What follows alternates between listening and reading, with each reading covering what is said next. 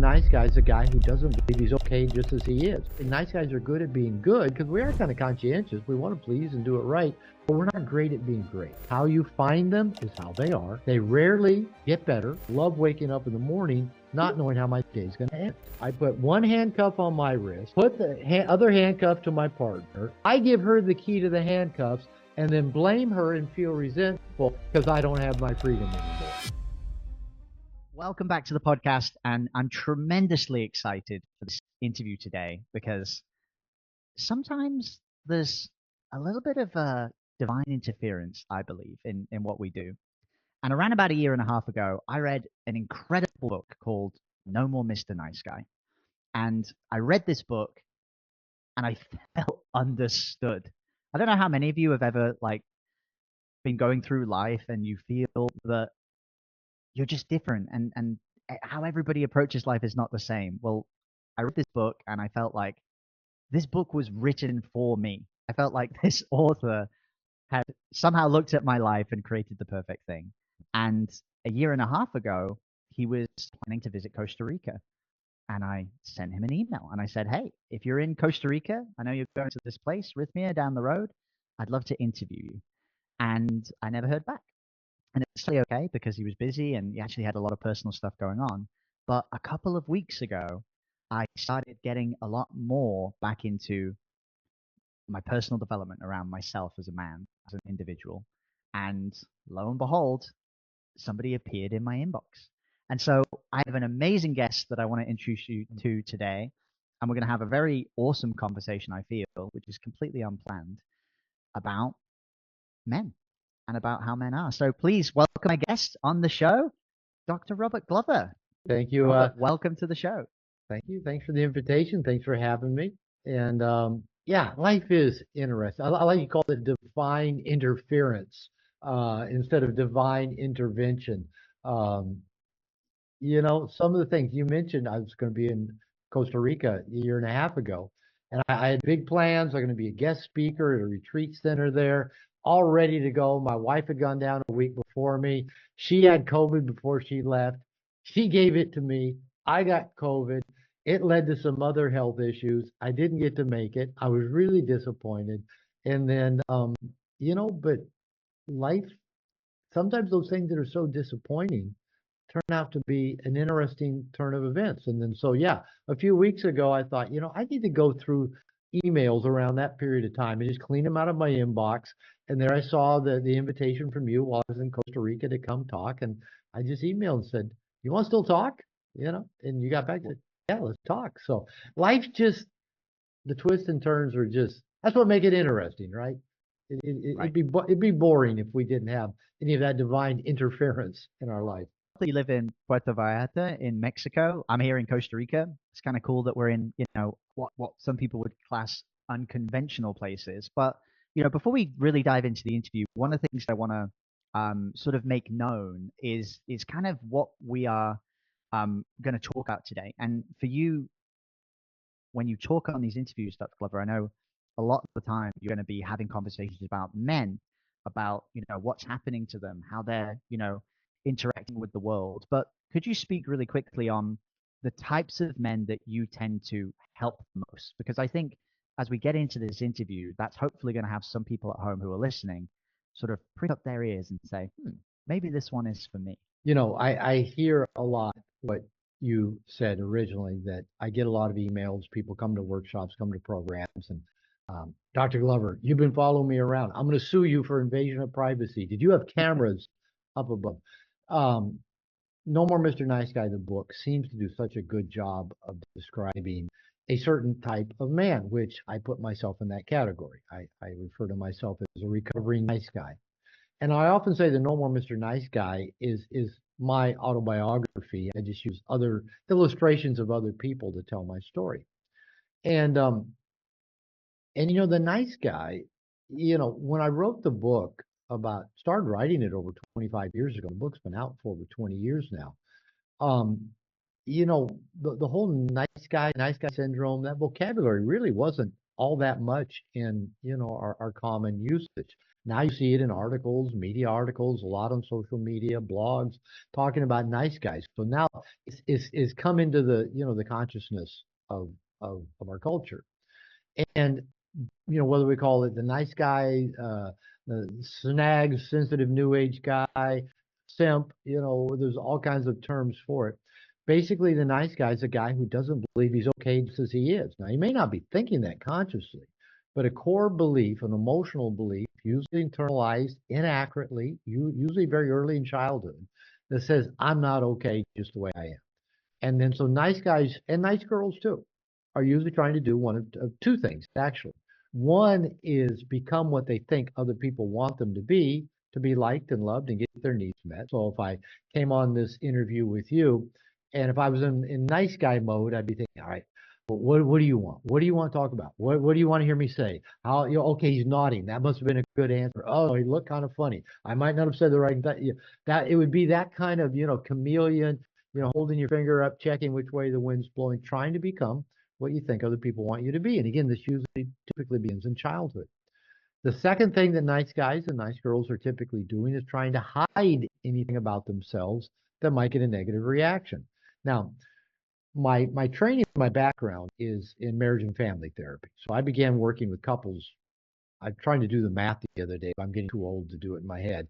40 something years ago, I began working with couples. I worked with couples for a long time. And that's what I was doing when I started coming to understand my own nice guy dynamics and roadmap.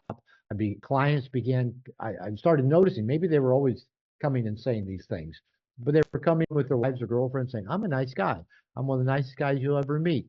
I treat her better than her ex. I'm raising her kids. I give her everything she wants. I try to make her happy. It's never good enough. She never wants to have sex anymore. She's always in a bad mood. I can finish her sentences for them. So I realized I was not alone.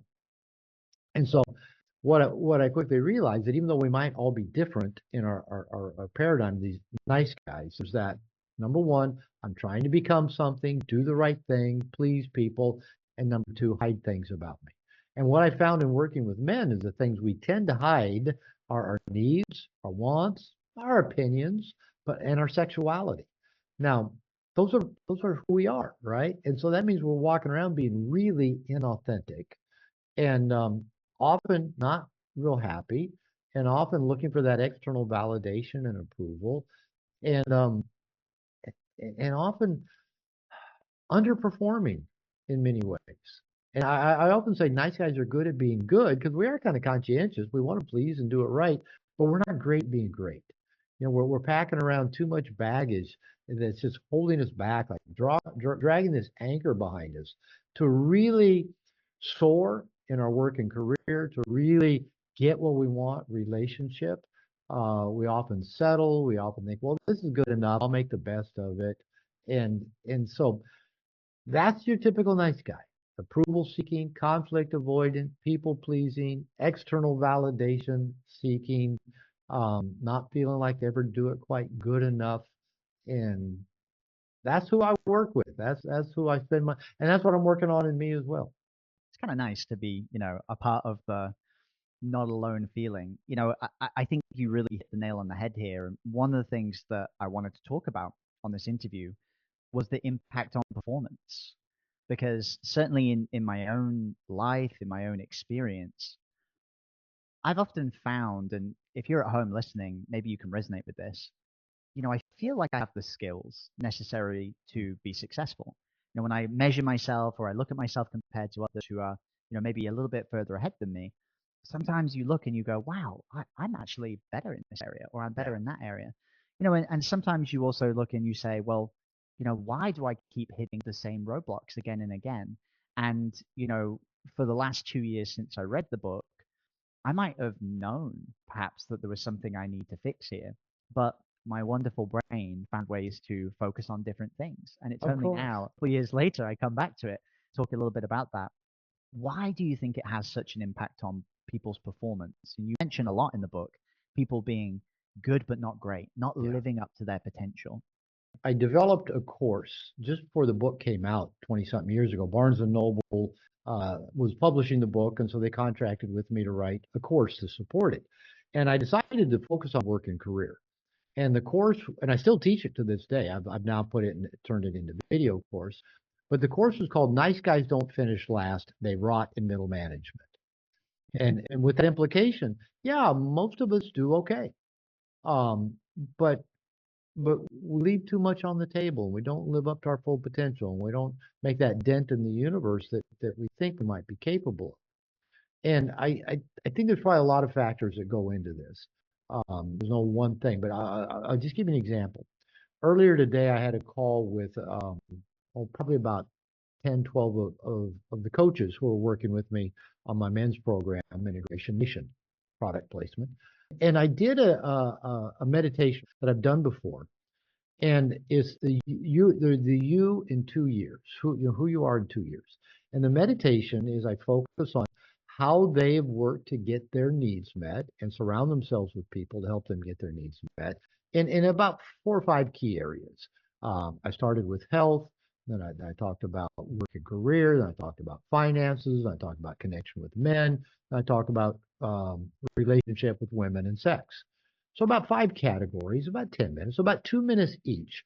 I'm walking them through this guided imagery of, say health. You know, the you 2 years from now is talking to the you now. The you, March 15th, 2026 is talking to the you 2000, March 15th, 2024. And like for health, you started eating really healthy, cut out the alcohol and the caffeine that wasn't serving you. You started getting to the gym regularly, doing the workouts, got back into martial arts. You got getting to sleep regularly, going to bed at the right time. And over 2 years, you feel so much healthier. Now you look in the mirror, you take your shirt off, you like the way your chest and your arms and shoulders look.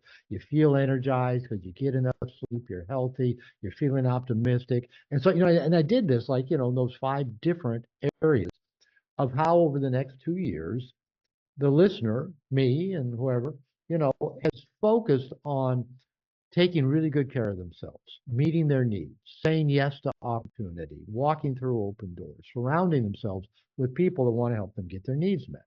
At the end of this, and I've done this myself, I have them write a letter to themselves. The you, 2 years from now, is writing a letter saying all the things you've done over the last 2 years and how amazing life is now on March 15th, 2024. All the things we've done to create this great life.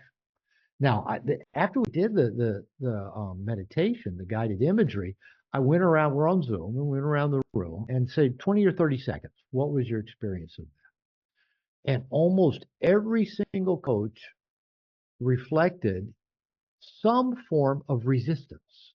Oh, my mind had a hard time focusing in on just each one of the categories. It wanted to just jumble them all together.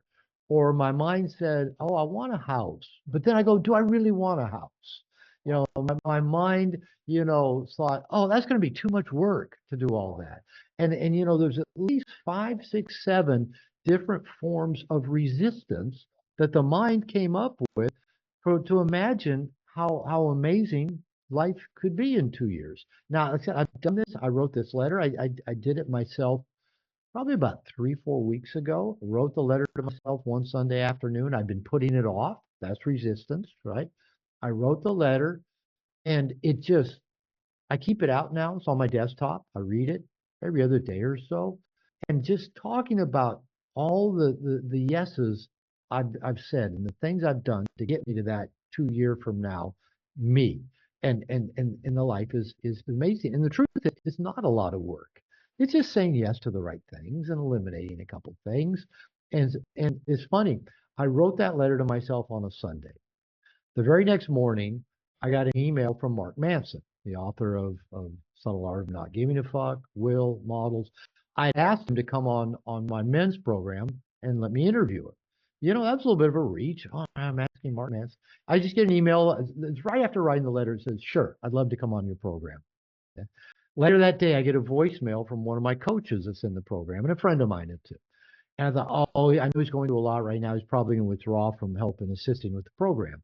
And I listened to it. And it says, Robert, I'm a big Pearl Jam fan. If you can get to LA in May, I've got tickets up close, fan section.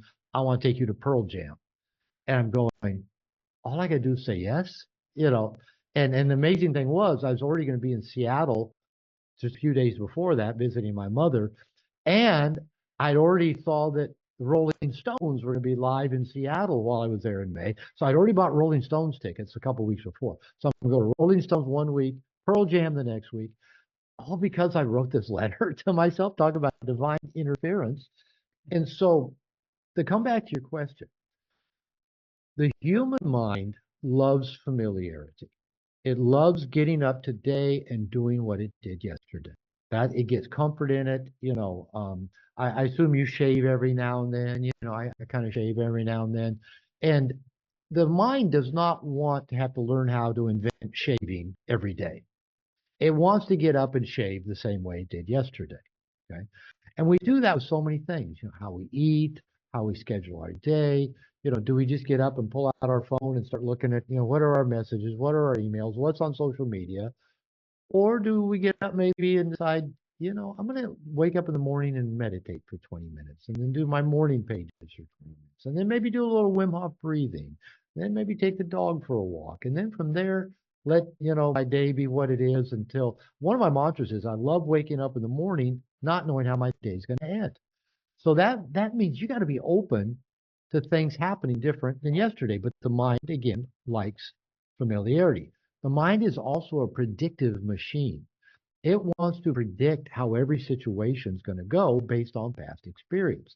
And if it predicts, well, if I do that, that may not go so well, or I may not enjoy that, or that may make my wife or girlfriend mad, or that may blah, blah, blah.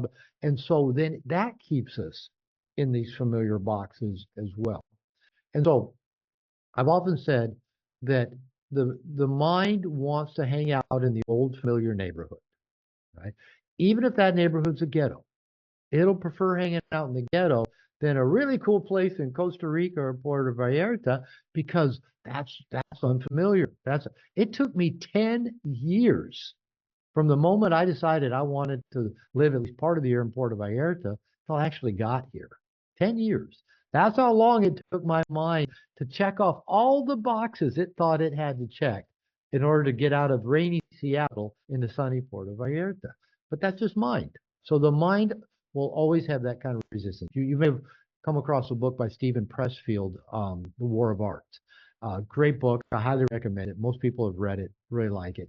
That's all about resistance in both our creative effort, our growth process. If we can far enough out of our comfort zone that, do something a little different today than we did yesterday, and then pay attention to what resistance comes up. Because then the resistance goes from whispering in our ear, don't do that, to yelling at us. Oh, that's not going to go well. Oh, you don't know what's going to happen. Oh, you don't know what's next. Well, you don't know what's going to happen on the interviews. You better not do it. Blah, blah, blah, blah, blah, blah, blah. Or maybe you should do this instead. It'll come up with all kinds of resistance. But you got to actually get out of your comfort zone before that'll start yelling at you. So that 2 year, doing that little meditation and that 2 year letter to yourself, that gets you out of your comfort zone far enough that you can actually listen to all the resistance that comes up. And just know that's human nature. It's just what the human mind does. And it'll probably do it till the day we die. Hopefully, we get good at watching it and just kind of smiling at it and go, yeah, okay, I'm going to do it anyway. Say yes anyway. I'm going to get up and get out of the house today anyway.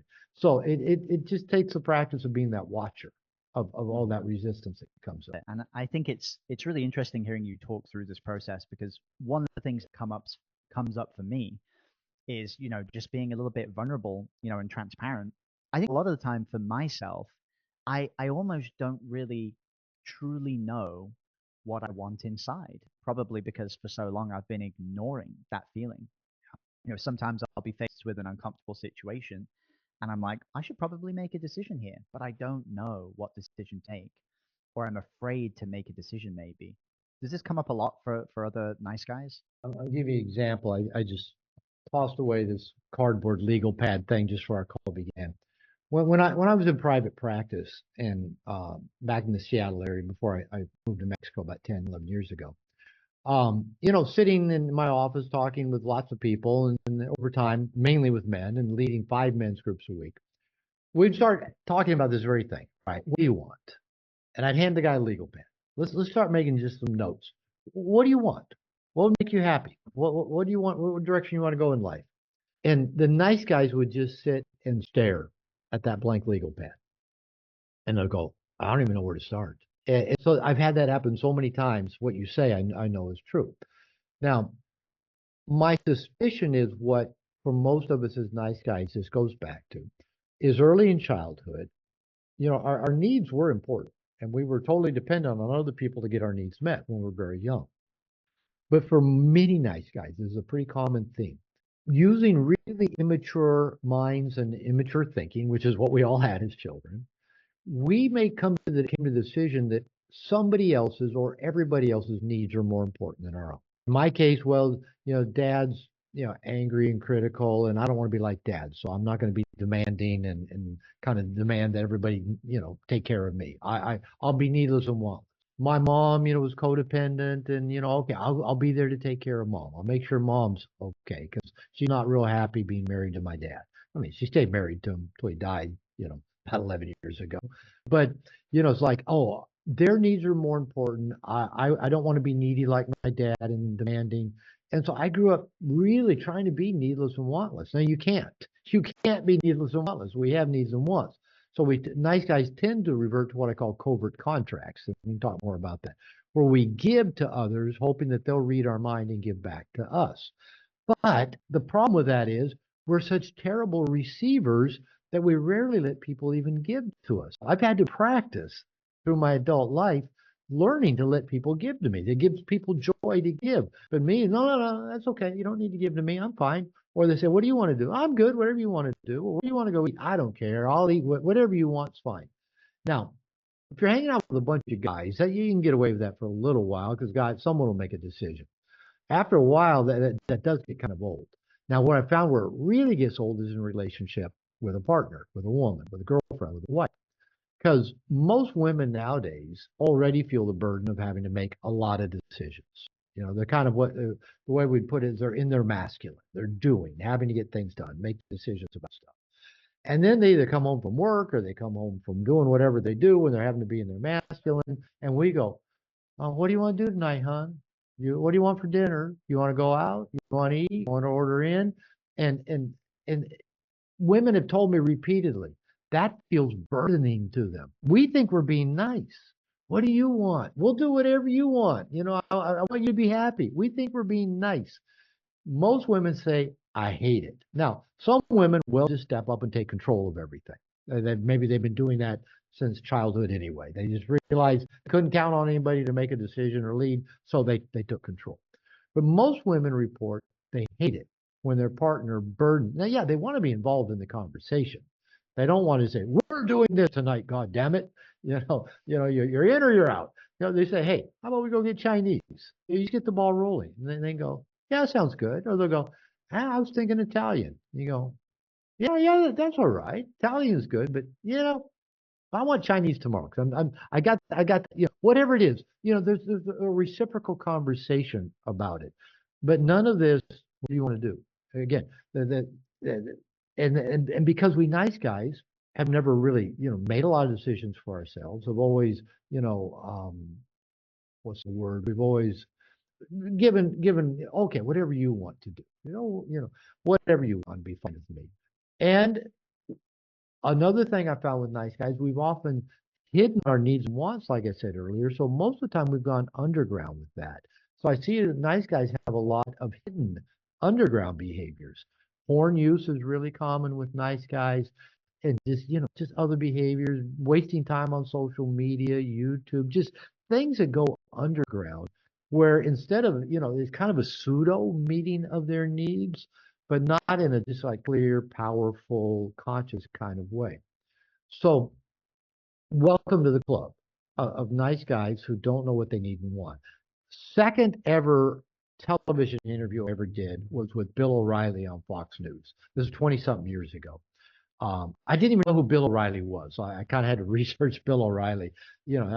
Since then, of course, I know who he is. But I think, I'm in the studio in Seattle, dark studio. I'm looking at a camera in the corner. I don't see any monitor. I've got an earphone in. I'm listening. I'm mic'd up, and I think Bill O'Reilly's going. why the hell did the producer book this guy on my show? And my book hadn't even been published yet. And for some reason he picked on this thing of making your needs a priority that I talk about in Normal Mr. Nice Guy. And he goes, what does that even mean? And I said, well, you're an adult. You have to take accountability and responsibility for getting your needs met. Nobody else was put on this planet to do it for you. He goes, I don't even know what you're talking about. And I go, who fed you this morning? What do you mean? I said, who put the food in your mouth when you ate your breakfast this morning? I did. What are you talking about? I go, okay, you made your needs enough of a priority that you put breakfast in your mouth. And he goes, Jesus is going to strike you down. And I'm just kind of go, this is my second ever television interview, right? And I can't even see a monitor, so I can't even see him or what the viewers are even seeing. So I get done with this like 4 or 5 minute interview, and I'm going, shoot. I mean, I was drenched with sweat. Got an email from my agent the next day and said, Barnes and Noble's offering you a print contract for No More Mr. Nice Guy because they loved the way you handled Bill O'Reilly. There's that divine interference again, right? I thought the interview went terrible, but apparently, the publishers thought it went well. But the point was, that he was saying, Bill O'Reilly's saying, Jesus is going to strike you down for saying that we need to make our needs a priority. But who else is going to do that? So one of the things I would do with guys when I give them the legal pad, I'd say, and they couldn't think of anything. So what'd you like doing as a kid? Oh, riding my bike, climbing trees, hanging in the woods, throwing rocks in the pond, doing this, throwing a football. And I go, why'd you quit doing all that stuff? Oh, I don't know. You just quit doing that stuff when you grow up. And I go, well, how about we start with that? When's the last time you rode a bike? When's the last time you went for a walk in the woods? When's the last time you threw some rocks in a lake? Let's start with that. And that is a good place to start. What did you like at other times in life that you just kind of let go of along the way? And it starts getting you back in the mode. It is okay for me to have wants and needs. It's human to have wants and needs. And it's my job to take responsibility for getting them met. And it's my job to surround myself with people and professionals and practices in groups who want to help me get my needs met. That will actually make me a more loving, more generous, more conscious, more caring person, which then makes me more attractive to the world in general. So this getting your needs met, that is a core piece, a good place to really look at and begin with. Yeah, I think what's interesting there for me as well is I think for a long time, when I've got into some relationships, but this is probably very common for a nice guy, is sometimes I pick a partner who maybe has their own challenges and insecurities. And one of the things that I noticed is that I've been in relationships before, whereas I start to do the things that I know I like to do. For example, I used to love surfing, surfed a lot here in Costa Rica. I got in a relationship with somebody that actually felt quite insecure about that. They didn't like the fact that I was going to go and surf. Who are you going to go surf with? Who might you go speak to? Oh, actually, I prefer you don't do that. And as a nice guy, absolutely. Actually, a lot of resentment building up. And Yes. for a really long time, I sat in this victim mentality. I'm a victim to this person. They are, causing me this distress. And, it was quite empowering to sort of take charge of that and say, well, no, I'm in this position because I've allowed myself to be in this position. But when you're in a position like that, because I'm sure there are a lot of nice guys listening who might feel powerless, they might feel, that they can't get out of a situation. Well, that would be great to make my needs a priority, but I'm in this relationship where He won't let me or he won't she let won't me. let. So in situations like that, where you have these wants and needs, but there's so much resistance, it's way easier to just give in to the person than it is to pursue those wants and needs. Yeah, well, this is an excellent question because it's what I've had to deal with in my life. I'm a recovering nice guy, and I have both those patterns you mentioned. I tend to be attracted to women that I think I can help. Right? I like you say they're challenged in some way. That's a nice way to put it. You know, I talked to Norman, Mr. Nice Guy, about picking, these, the diamonds in the rough, or a project. And, maybe a car project, a house project is fine, but a human being project, but nice guys will do that partly because maybe our insecurities is we can't really get the kind of partner we really want. But this person here, well, they've got a lot going for them, but they're depressed all the time, or they hate men, or they've been sexually abused, or they don't know how to, they never pay their bills. I can help. And then I can polish that up, and then I'll have this great partner. Now, that's called codependency, right? Is I get my value and my sense of connection and that to what I can do for you. Now, I don't use the word codependency in No More Mr. Nice Guy. I did that on purpose because nobody had ever written about codependent men. The term was only used with partners of addicts in recovery, and then it started being applied to women because often women were often codependent in a relationship. And so I didn't use the word. It is codependency. Another term for it is borrowed functioning, is that I only have meaning or value in terms of my relationship with you. So, like, I only have any value, and my book only has value, and my message only has value if you want to have me on your podcast. If you don't want to have me on your podcast, none of that has value, right? As codependent borrowed function. And so nice guys tend to do this in relationship. We'll attract people into our lives that we think if I just fix this for them, pay a car payment or two, get them out of their depression, solve their, running feud with their mother, just do that, then it'll be. I've been preaching to men for some time now, based on both my personal and professional experiences. How you find them is how they are. They rarely get better. Whoever they is, whoever are, these people we're attracted to, that we're going to come, be that knight in shining armor and come fix their problems, and then they're going to love us and appreciate us and treat us like gold. The problems never go away. Or if that problem goes away, they have another one because they just need to have problems. The other issue here is it's kind of condescending to think, oh, you need me to solve your problems for you. And the other side of that problem is that if you invite someone into your life because you think they have needs that they need you to fix, you actually unconsciously are going to work against them ever getting better. Because if they get better, they might not need you anymore. There's no more borrowed functioning. There's no more, implied value because of what you do for them. So there's one of the problems. And then here's where it really manifests is that somewhere along the line you think, how come this person isn't doing a very good job of meeting my needs? Well, they couldn't even meet their own needs when you met them. And now you think somehow they're going to show up and help you meet your needs? Okay, so there's one of the problem. The other problem is that one thing nice guys do, and this is me, this is my story in relationship, is that I get into relationship and I start giving up me. I start giving away the things that are important to me, giving away my freedoms, giving away anything that might upset my partner for any reason.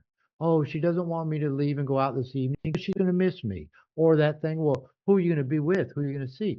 I don't know about your girlfriend, but my wife is Mexican. She's the typical, jealous Latina. Every I man, go same thing. every man has ever known has been a serial cheater. Every one of them. Her father, her brothers, her past boyfriends, every man she's ever known has been a serial cheater. When men leave the house, they only leave the house to do one thing: go drink beer and cheat. That's all that the Mexican men do, right? At least that's her image, and we're always going to see the world to be, what was based on that image. So I noticed I started giving away my freedom. All right, I won't go to the gym. All right, yeah, I won't take that trip because there might be, some women at that destination. And I started walking on those eggshells. And then yeah, I start kind of resenting my loss of freedom. So even as long as I've been working on these nice guy issues, that stuff still creeps in. It was well trained into me as a little boy.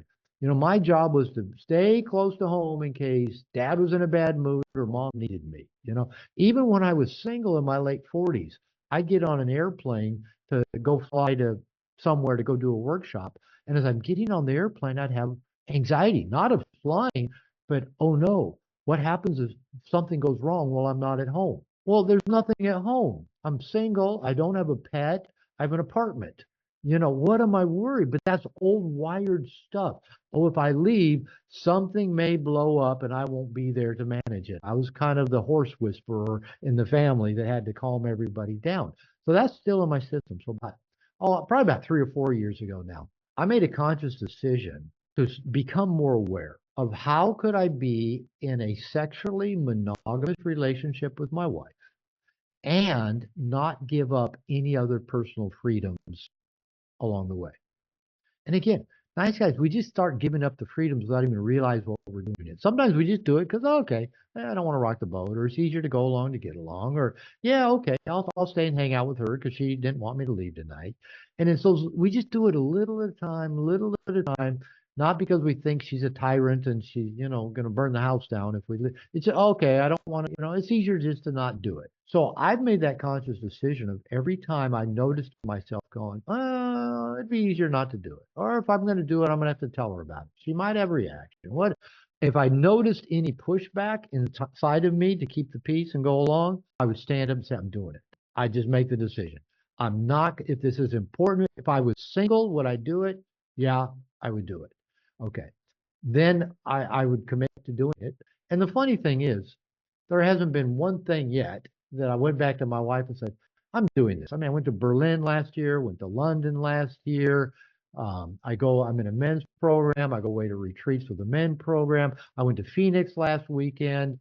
I take my wife with me when I can traveling, but I go away by myself traveling. Later this month, I'll go to Austin by myself. And everything that I thought she might have a reaction to, I just said I'm going to do it. It's kind of like, yeah, okay. And even if there's a minor reaction, like, how come you didn't tell me that? How long have you known you're going to do that trip? A couple of weeks. Why didn't you tell me ahead of time? It's still a month and a half away. That's enough advance warning. You're making a problem out of something that's not a problem. It kind of goes away. Okay. So how good's your Spanish? Not good Terrible. enough to talk on a podcast. Well, I was just going to do a little word game with you. This is fun. I assume your girlfriend is fluent Spanish. Yes, that's okay. right. And my wife, so I got to learn Spanish in my 50s and 60s. I always wanted to anyway. So as one of those divine interferences, I got to learn Spanish at the ripe old age. And so it's interesting. This is an easy question. How do you say the word wife in Spanish? I actually don't know that because my girlfriend isn't my wife. Girlfriend would be novia. Okay. Right. Wife is esposa. If you were married, you'd be esposo, the masculine gender. Okay. So wives in Spanish would be esposas, girl wives. Ask your girlfriend this and watch her face. Ask her, first of all, how do you say wives in Spanish? And she'll tell you. Then ask her, how do you say handcuffs? And she's going to get a big smile on her face. The word for handcuffs in Spanish is esposas, the exact same word as wives. Now, I like to do this with native Spanish speakers because words are so interesting in our language. I'll ask them, how do you say wife? Esposa. How do you say wife? Esposas. How do you say handcuffs? And they go, and they laugh and they go, esposas.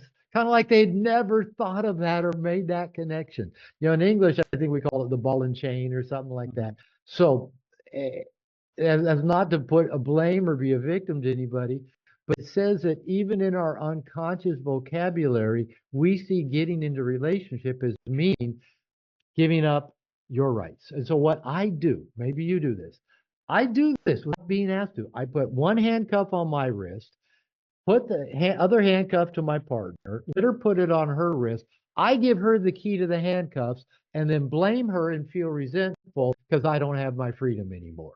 You were looking at that woman's ass. You can't go. Every Starbucks in this town, my friends used to refer to Starbucks as my office because that's where I'd always hang out. Back in Seattle, where of course it originated. But here, there's at least 8-10 Starbucks around here in Puerto Vallarta. And so in every Starbucks, she's found at least one barista that's a puta that was coming up. Puta's not a nice word. That you heard that word. Who was coming on to me. So now that Starbucks was off limits. And if I wanted to go to that Starbucks, it's only because I was wanting to go see that. Yeah, you've got a Latina, So this is hilarious. It's funny because we can exaggerate it. But most people, the way culture, this is called fusion. And this begins in a family where, because you're a child to your parents, you're their property. You belong to them. That's fusion. Because you're our son, you should think this way, feel this way, believe this way, vote the way we vote, go to school where we want you to, have the job. That's really powerful, like in Eastern culture, like Indian culture, where the parents literally tell the kids, you're going to be a doctor or an engineer. You're going to go to this school. You're going to take care of me when I turn 45. That's fusion. And because we're used to fusion, culturally, familially, religiously, when we go get into a relationship with a partner, and especially if we make a decision to be sexually monogamous, and I'm not pro or against it, but because culturally, just habitually, when we say, okay, my genitals now belong to you, you have control over them, right? Nobody else gets access to them, not even me. You're the decider, not me. That's kind of what monogamy is. We then just hand them over the whole basket of who we are. All right, you can decide, can I wear these clothes? Can I go to this place? Can I hang out with these friends? I don't know about you, but pretty much every woman I've been with, and I loved all the women I've been with. I'm not talking shit about them. I love my wife dearly. But almost every woman I've been with at some point went on a campaign against one or more of my guy friends. I don't like him. He's a drunk. He's a philanderer. He's a player. He's this. He's just using you. He's not. And most of these men, the women actually liked at some point in time. And then they go on the warpath to try to say, you shouldn't hang out with them. And now if you go to hang out with them, it's a personal affront to her, right? Mm-hmm. It's a personal attack on her because you're not doing things the way that she would want you to do them. Again, I'm not trying to group all women into a certain category. I think I tend to pick a certain kind of woman, which we all unconsciously pick certain category of people. But I pick the women that basically I can go give the handcuff to, blame them for taking my freedom away, because that feels familiar, like my childhood did, that I wasn't allowed to venture very far away from home because I had to be there to make sure everything was okay and the house hadn't burned down. And so I'm just recreating my old relationship patterns, which is what we all do. And the beauty of this is if we can get conscious of it, we can use our relationships to work out, to become conscious of and work out those relationship patterns. My wife and I can laugh about everything I've just told you about, right? We can laugh about it. She will laugh about just being a crazy Mexicana and jealous of everybody. And, she'll say, who's crazier, the dog or me? Or, who's more jealous, the dog or me? And she can laugh and joke about it. We can be playful with it because that's her baggage. She grew up not being able to trust anybody. And so she's got trust issues, but at least she can laugh about it. We can be playful about it. And I can be playful back. And I can be playful about, I give all my freedoms away to her. And it's not her fault. It's something I do. So this gives us a way to work on these old patterns that we've been packing around in our unconscious mind since we were 2 weeks old, 2 months old, 2 years old. So um, be sure and ask your girlfriend that question. It's a good one. I'm sure she'll listen to this whole podcast. She loves listening to podcasts, so she will. She'll probably enjoy it and probably get mad. She'll be like, "I can't believe you said that about me." So you better not have that guy on your podcast again. I don't hang like out with guy. him. Right. So what's kind of interesting and coming up here as well is probably as people are listening, for those of you who maybe identify as a nice guy, who maybe have read the book or haven't read the book, we'll all be nodding our heads and laughing about this as it happens. But I think what's interesting, even from my own perspective, is I feel like I'm still very much in the thick of it. But you've managed to get to a point where it's not like you ever are going to not be this way, but you've obviously been able to work through and have a lot of happiness. And so when I look back at my own journey of reading the book nearly 2 years ago, and sometimes getting distracted and it doesn't become a priority and we end up in these situations, I sort of feel like in my personal situation I almost, I don't want to say relapsed, but it sort of wasn't a priority anymore. Yeah. We consciously read the book, we resonate with it, we decide to do it, but then somewhere along the way we get distracted. Yeah. What do you see is the common success factors for those people who are nice guys, who actually kind of, I don't want to say complete it, but kind of get to the end and start to get past some of these challenges, or at least integrate them? I'll tell you what that is. I say really early in knowing Mr. Nice Guy, don't try to do this alone. You didn't become a nice guy in social isolation. You won't recover from it in social isolation. And I say, go find a safe person. Originally, because I talk about nice guy being a shame-based disorder. It's that belief I'm not good enough, I'm not okay, I'm not lovable. Go find safe people and start revealing the things about you don't want to reveal. Become more of an open book. Be more vulnerable. Take that risk. Do this with safe people, not your girlfriend, not your mother. Go do it with a coach, therapist. I started in a 12-step group. I've been in men's groups. And the other piece for nice guys is often we're really disconnected from other men. Is that often we're more comfortable connecting with women, seeking their approval, or even isolating and going it alone. And our ancestors, all of our ancestors, connected with other men. If you go back, for 1.5 million years, our ancestors were tribal. We hunted, we gathered, we battled, we were warriors.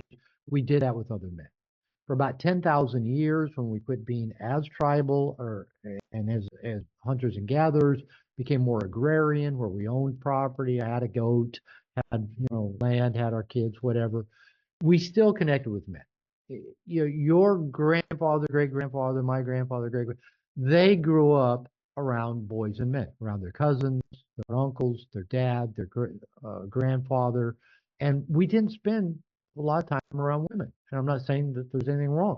That's somebody sent me a New York Times article just this morning. The ethicist is one of the columnists, and the guy says, my wife and I have moved to this new community, and one of the things in the community, there's a group of guys, they just have a guys' night. The guys just get together. And my wife goes, I want to go. It's not fair. You can go hang out with the guys and have a brew. I want to go. And he asked, is it okay to do this? I'm thinking, we even have to write to the New York Times ethicist columnist, to ask, is it okay to leave my wife at home and go spend some time with the guys? That's how disconnected we're. And even the guy writing the article, giving the answer says, yeah, I'm not super comfortable either, just hanging out in a group of guys. And I go, this is nice guys leading the nice guys, Right. oh yeah, let's just make sure the women are okay. They're happy and we haven't rocked that boat. And we can't even go hang out with guys. But I've been there too. I've been there, right? So I've done my deepest work when connecting with other men. When early on, I went to a 12-step group that was all men. I got into a men's program, actually led by a woman therapist who'd written books about sexual shame. I was in that group 5, 6 years. That's when I wrote No More Mr. Nice Guy. It's when I did so much growth. Now I've relapsed too. I probably about 10, 12 years ago, I thought, yeah, I've kind of worked through a lot of this stuff, and then I kind of slipped into some old toxic behaviors, and for a couple of years, and then kind of when I pulled my head out of my ass, I go, how did I get here? Not only how did I get back here again, how did I stay there for 2 years without waking up? And I realized I didn't have enough good guys in my life. So I went searching for some sort of answer, some sort of men's program. I mentioned this in some workshops I led, and one of the guys in a workshop said, I just joined this program this year. We have 3 retreats. We went to London. We did this. We have online calls. I said, sign me up. So I got in, I started coaching with that coach, got involved in this program the next year, did it for 5 years. I've now built a tribe of men. I have guys I text with every day. I have guys I meet with every other week. I've been doing it for 6 years. We're going to do it till we die. I've started, a men's program. I believe in men connecting with each other so much. So to do our deepest work with men, we need to be with other men. We need to be vulnerable with other men. We need to let men support us. We need to let men love on us, give to us, hold us accountable. I knew to avoid slipping into another relapse that hurt me and hurt other people, like I said, about 10, 12 years ago. The reason that happened because I did not have a crew of men that I connected with daily, regularly, and said, here's what's going on in my life. I let things build in my life. I let resentments and relationship build. I gave my freedoms away. I was slipping into behaviors that were detrimental. Nobody could call me out on them or hold me accountable because nobody knew about them. So I committed, especially when I got into marriage with my wife, Lupita. We've been married 7.5 years now. About the time I began, actually, it was just after we got married, I got into the men's group. I thought, I am going to do everything I can to give myself the best chance of succeeding, give this relationship the best chance of succeeding. And I give credit to that men's program for where I'm at in my career, my health, my relationship, financially, all because I went and really invested in being with good men. And so I'm a believer in it. I've been leading men's groups, leading workshops, launched a men's program. Find good men to connect with, talk to regularly. Don't hold anything back from them. Don't, they won't let you get away with shit. They'll hold you accountable if they're not being nice guys, right? They'll say, hey, wait a minute. You said you weren't going to do XYZ, or you said you were going to do XYZ by next week. Did you? No. Why not? When are you going to do it? We men need that. We need that kind of loving accountability to level up to the best version of ourselves, have our best lives, to have our best relationships. And I tell you what, a man, every time I leave the house to go connect with men and come home, my wife always says she's almost always more attracted to me when I've been around men and being in my mat. Even if she has fears, we're just going out and drinking beer and picking up putas. If that's her fear, luckily I've introduced her to the majority of the men that I know. So and she likes them all and values them all. And I have funny nicknames for all of them. So spending time connecting with good men. 12-step group, men's group, some kind of men's program. Get connected with men. That's my number one best answer. With that being the best answer, at least for me and maybe for others, it's also the area I felt the most resistance to, right? The one that has been the most challenging. So, we sort of have to force ourselves to do that. And to bring it back, Robert, to, the power of this work related to business, we obviously have talked through what this looks like, what can happen, the changes you can make and where you can focus. But what happens on the other side of doing this type of work when it comes to business? What sort of changes tend to happen? I get invited to come on a number of business and entrepreneurial interview podcasts, which is kind of funny because I kind of think of myself as kind of the relationship guy, the guy's work guy.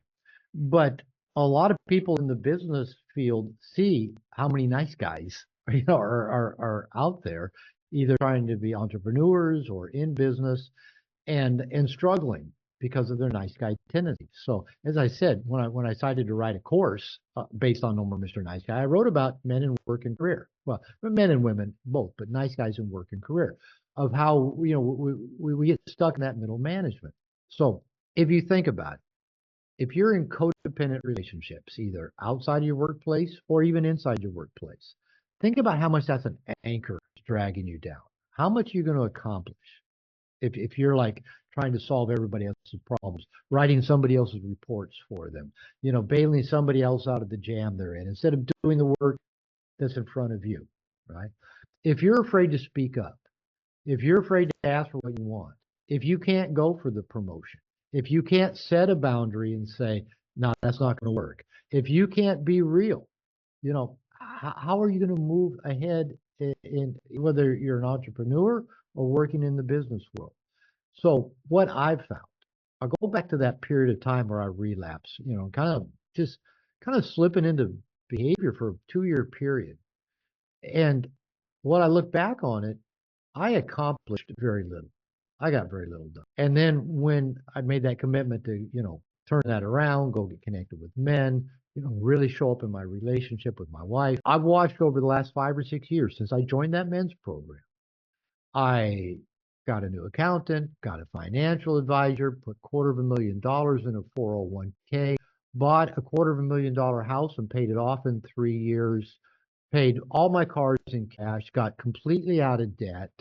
And in the last 2 years, I'm 68 now, so in my late 60s, launched a program that now employs several people, has 25 volunteers, has several hundred men, and growing, every month. We just launched it in July 23. When most men are just, okay, it's time to relax, get back, take it easy. I decided, to put myself in debt, build a company, work, for 2 years on a company that I haven't gotten a paycheck for yet. But I'm so inspired. I so believe it's my fate. I so believe it's that I've been an entrepreneur before that word was even used. I haven't gotten a paycheck since 1988. I've worked for myself. It's always been I wore all the hats, kind of just stayed within my own comfort zone. I am way out of my comfort zone. I'm swimming in deeper waters as a businessman than I've ever been in. And I'm loving it. I'm loving it. And again, I think at my age, and my experiences, I think I'm uniquely qualified to do something really big in this world that maybe a 25, 35, 45-year-old guy couldn't do because the experiences I've had and the platform that I have now, the notoriety that I have, the reputation I have. I can do big stuff. And I tell you what, I think if I didn't have men in my life, it was actually men that encouraged me. One of my good friends said, Robert, I think you need a bigger challenge. This is when I was about 65, and I go, okay, I'm 65, living in Mexico, married to a woman 22 years younger than me, speaking Spanish, running, workshops, writing books, doing blah, blah, blah. And he goes, I don't know, it's just this gut feel. You need a bigger challenge. Every time I see him, he's in my men's group I see every other week. But you know what? I'm loving it. I'm so alive. I was just talking to one of my coaches this morning on an interview, and he said, Robert, I just don't even know how you have time and energy to do everything you're doing because you're doing so much. And yeah, I am busy. I take a nap. I'm glad I live in a culture that honors the siesta. I go close my eyes at least once a day. I had my eyes closed with a cold pack on my eyes just before I got on the call with you. But I'm energized. I believe in what I'm doing. I believe I'm putting a dent in the universe. People all the time, email me, call me, Robert. I believe in what you're doing. Can I help? I have business executives saying, can I help you? Can I coach you? Can I give you guidance? Because they believe in what I'm doing. This divine interference, just keeps coming. And I just keep saying yes. Yeah, come help me. I need it. And I'm loving it. I'm loving it. My wife very rarely sees me. We went and had dinner with some friends the other night. And the friend is a guy from my men's program. And my wife knows him and his girlfriend. And he said, Robert, you must be working all the time. And in English, he says that my wife goes, sí, yo trabajo todo el tiempo. He works all the time. And you know what? We're fine. We're good. She has such respect for what I'm doing and the difference and even if she doesn't even know what I'm doing most of the time, she just knows I'm making a difference. She sees that passion and energy in me. So that's improved our relationship. I think by confronting the nice guy issues, by surrounding yourself with good men, having a team, having a posse, being supported, being accountable, being challenged, being transparent with these guys, I it's not only transformed my marriage, but my financial situation, my work, and the difference I make in the world. So I'm a believer. I'm a believer. I want to talk about Integration Nation because I think, for me, even coming into this call, I said to you, I was like, the hardest part for me has been finding other men. And so can you talk a little bit about like how you're solving this? Because I think this is a great stepping stone for people who maybe, if they haven't picked up the book, No More Mr. Nice Guy, that's a great first step. But having other men who are going through this same work, I think it's so, like you said, so integral. What do they call white guys like you down in Costa Rica? Is there a term for you? Even if I'm not from the States, right? Yeah. Well, then they're Norte Americano, but actually they call us gringos here too as well. There's a few other names, Pinchy Gringo, Pinchy, right? Pinchy. Yeah, so I'm down here, expat, living in Mexico, not fluent Spanish, getting better, but not fluent, and I don't have a crew of men down here. That's why I started looking, and that's where and I found that men's program. Luckily, a lot of it was virtual, and then I could travel to do the retreats of it. And as I said, I'm a believer, and we need good men in our life to level up to the best version of ourselves. I see my legacy. Part of what I do is leaving behind a community where men, might hear me on a podcast, might read the book, might have a therapist recommended, a coach, a 12-step buddy. A guy just told me yesterday, an ex-girlfriend, a woman he dated 2 times, gave him the book and then never called him back again. Wherever you found No More Mr. Nice Guy, YouTube, whatever, because I came down how many letters I get every week that say, Robert, I read your book. You've been following me around. You saved my life. You changed my life. Where can I find a group of men? And I have an assistant who's a therapist, actually, also as well, respond to all those emails and direct them to I have about 150 certified No More Mr. Nice Guy coaches. So, we spread that around, but I wanted to leave some behind. And so that's Integration Nation, to where men all over the world can come be a part of it. We have like right now 9, soon to be 10 virtual calls a week that guys can jump on. I'm on a call every Thursday. So just last night I was on a call. I interviewed Karen Brody, who wrote the book Open Her. I have people coming on. I interview once a month. Um, I teach a lesson on most of those Thursday calls. We have Q&A. We have what we call tribe calls, 7 going on 8 of those a week, led by 3 or 4 of my certified coaches. Those are once a week, hour virtual calls where guys can go connect with other men and just again, not go it alone, build community. We have a timeline. There's a private timeline that's not based on Facebook. It is truly private. Nobody's going to mine your data. And it's like what social media used to be when you just had a few friends or family, a few friends of friends, and you weren't being pushed ads all the time and fake news and false information and conspiracy theories. This is just men connecting with men. And like I said, we have a every 28 days we do a 72-hour enrollment process. This cohort just came in. 98 guys came in just this 72 hours. Actually, it's probably gonna be 100 because 2 guys said I tried to get in, but I couldn't. So I think we hit 100. And it's just a place. It's not for everybody. It truly is a worldwide audience. I look at all the people that come in. We have everybody post their ID. We just want people to be who they say they are. And then we trash the digital ID. I see these guys are from all over the world, every ethnic background, racial background. When we named it Integration Nation, is because I talk about being an integrated male, integrated man in No More Mr. Nice Guy. But it truly is an integrated nation. It is people from all over the world of every shade of color. And I just love watching that when I see the guys coming in from India, from Singapore, from Australia, Canada, Europe. It's just, I just love it. We will soon have other first language weekly tribe calls. We hope to have Spanish pretty soon. I think we're going to have Polish before long. We might have Russian before too long. With AI, of course, everything will be easily translatable. So with technology, when I started my Nice Guy recovery, all there really was kind of the Robert Bly, Iron John mythopoetic movement. I went out in the woods, beat a drum, held a talking stick, said ho, and that's all there was. The internet wasn't powerful enough yet to now there's so many good programs out there for men. So many great coaches out there for men, so many good books out there for men. And again, I just wanted to leave something behind that reflected my values, my work over my lifetime, the materials I've created, the coaches I've trained. So I plan to be in this. My intention is another good 20 years.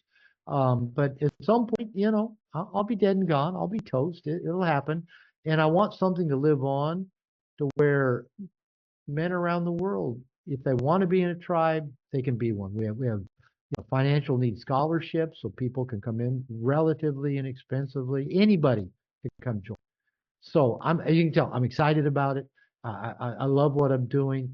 And I still think I might have been crazy to do this, at this age, but what else am I going to do? What else am I going to do? I'd still want to be working with men. So that's Integration Nation. So yeah, have your folks go to integrationnation.net, check it out, and come give it a look. No, I mean, I personally am going to be joining. So for Boom. anybody who's listening, then let us know. Maybe we can go through together. I'd love to help you guys be accountable as we go through this together. But this is so needed. And, I know there's a reason that we got connected. And maybe it's this, for taking this next step. Yeah. But it's difficult to find great men. Yeah.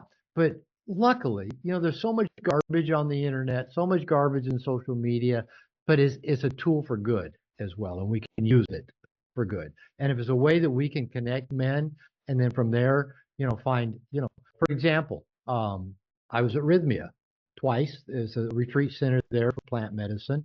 And my wife and I, 3 years ago when we were there, 2+ years ago, we're both pretty social. And my wife, of course, speaks Spanish, so she was talking basically all the crew and shamans that are all, Latina heritage.